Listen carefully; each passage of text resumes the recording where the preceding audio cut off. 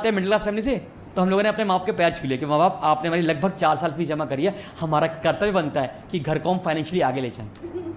कुछ लोग इसमें भी आगे निकल गए, मोहल्ले में अपनी बंदी को बोला करे कल तुझे मैं यहां से ले जाऊंगा। गाइस वो मैं था।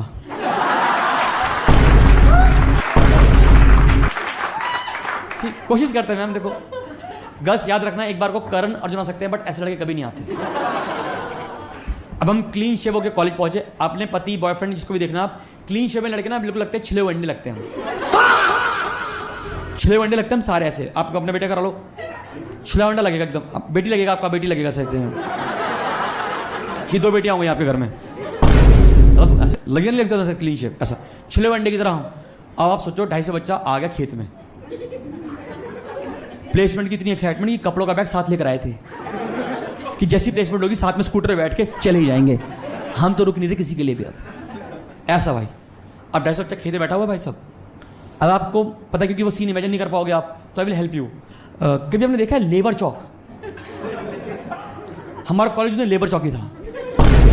आपको पता है labour Chowk, if you wake up early in the morning at around 7ish, तो सोसाइटी में चौक होता है जहां पे सारी लेबर ऐसी बैठी होती है। The fun fact is you have to go there and you to pick your man, ऐसा वाला। तो मैम सारे पहुंचे हुए सारे, अब 2 घंटे तक हमें कोई लेने नहीं आया।